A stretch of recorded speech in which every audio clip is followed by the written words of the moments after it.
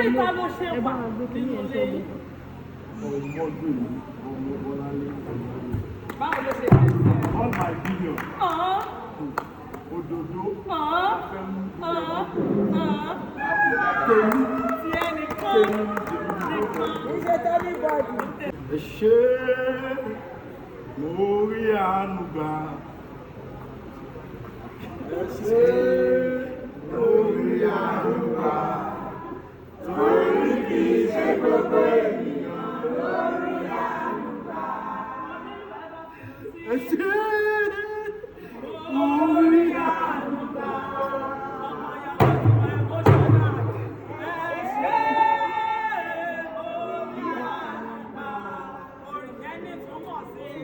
Orí kì í ṣe gbogbo ènìyàn lórí àánú gbà. Adéyẹmí ó yá wálé ó yá fìmí sí kájọ ẹ ṣé orí àánú gbà.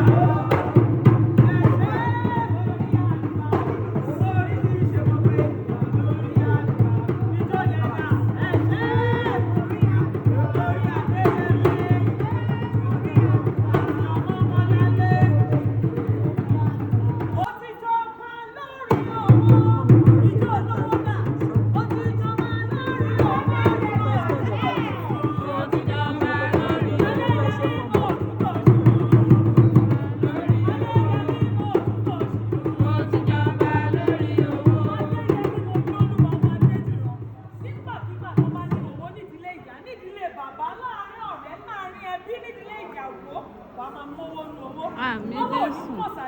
Àmín. O fi pass test number 2. Ṣé mo rí?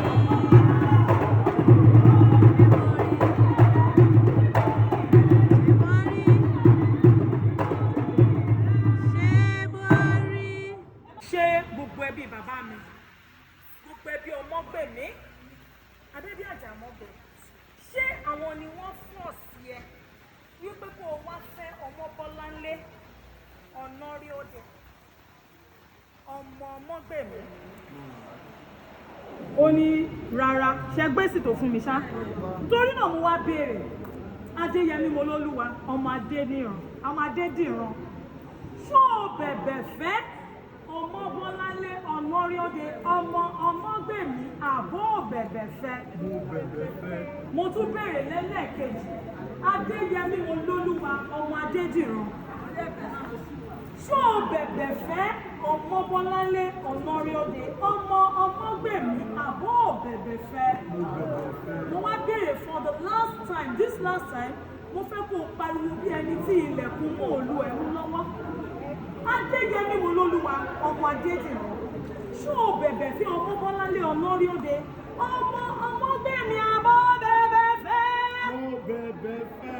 Mo ní jẹ́jẹ́ Lọ́jọ́ kò tó ń bẹ̀bẹ̀ yìí o. jẹ́jẹ́ lájọpọ̀, jẹ́jẹ́ lájọpọ̀ ló ń bẹ̀bẹ̀ yìí o. Ló ń bẹ̀bẹ̀, ló ń dọ̀bálẹ̀ fẹ́ bí wa. Ó bẹ̀bẹ̀, ó dọ̀bálẹ̀ nílé wa. Adéyẹmí Gbọ́dọ̀ yá kó ní kó kẹ̀rù. kẹrù kó máa lọ. Ìṣẹ̀lẹ̀ jẹ́jẹ́ lájọpọ̀, jẹ́jẹ́ lájọpọ̀ ló ń bẹ̀bẹ̀. Gbogbo ẹbí Ọmọbọ́láńlé Dá bẹ̀bẹ̀ o, dá bẹ̀bẹ̀ o, ọmọ tí wọ́n ti dà fẹ́fẹ́ o. ó dá bẹ̀bẹ̀ o. Adéyẹmí, ó bẹ̀bẹ̀ fẹ́ Ọmọbọ́láńlé lẹ́nu lórúkọ Jésù ò ní bẹ̀bẹ̀ dá padà sí i. Ó kú kẹ́rù ẹ̀ kó máa lọ kò ní ṣẹlẹ̀ lára ẹ̀ méjèèjì. Ìfẹ́ yẹn á dalẹ̀, lẹ́yìn náà ṣe ló ilé ìfọ̀mọ́.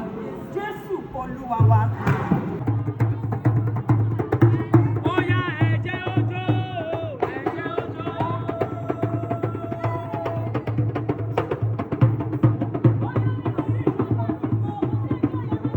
Ẹ̀jẹ̀ òjò, ẹ̀jẹ̀ òjò, alálẹ̀ òjò látàná ẹ̀jẹ̀ òjò, ẹ̀jẹ̀ òjò, ẹ̀jẹ̀ òjò, ẹ̀jẹ̀ òjò, ẹ̀jẹ̀ òjò, Ọmọbọ́lá òjò látàná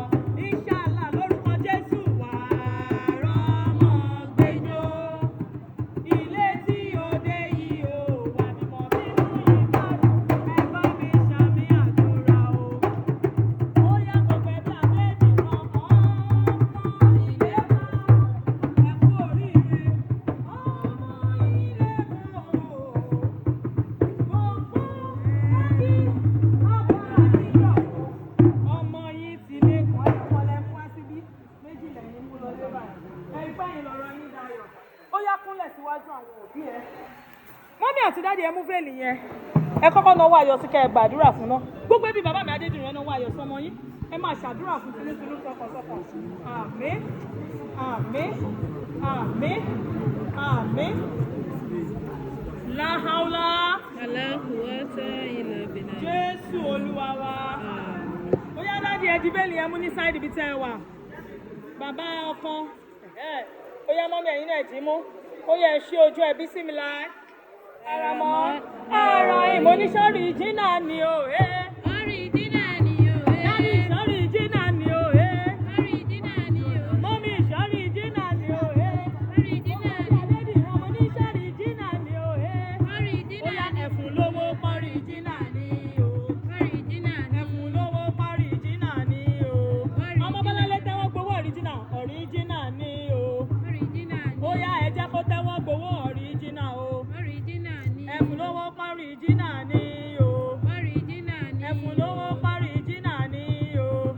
Ó yá Original ni o. is original is original. It's original, it's original. Is original is original. Original.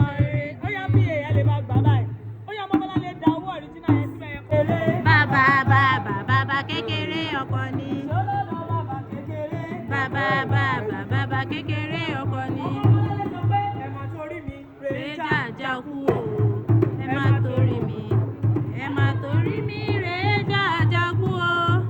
Ẹni fìlà mi bá worí ẹ̀ lómi adé. Ẹni fìlà mi bá worí ẹ̀ lómi adé. Ẹ má torí mi. Ẹ má torí mi. Rèéjà já kú o. My favorite.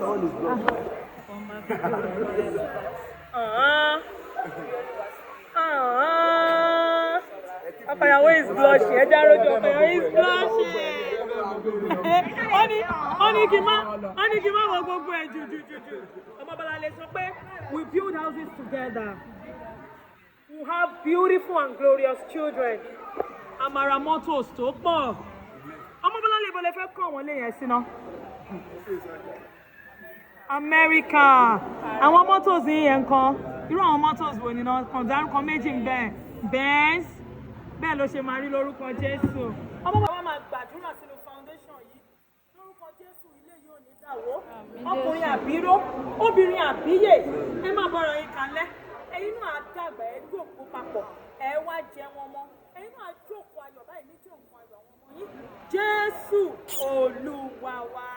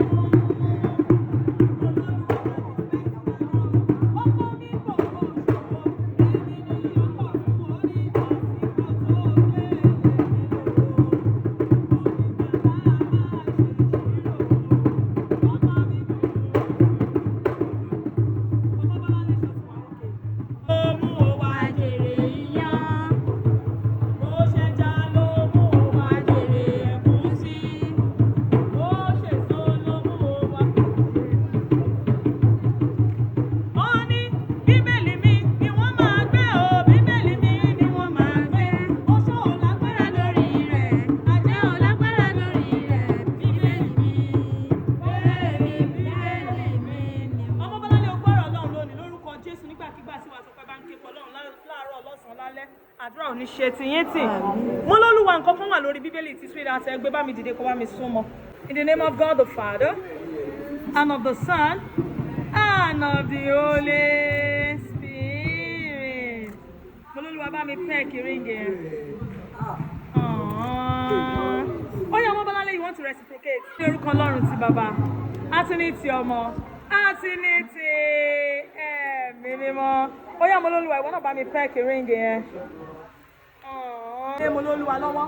Wọ́n lọ́wọ́ ò tọ́ ọmọ àwọn. Ó yá ẹmúlé Mo lólúwa lọ́wọ́. Mo lólúwa. Ó yá ìwọ kúnlẹ̀. Ọmọ Bọ́láńlé kúnlẹ̀. Dáàdì ẹ release ẹ̀. Mo lólúwa múlé sí ìdásẹ̀ lọ́wọ́. Sọ pé o ṣí ọkọ mi olówó orí mi.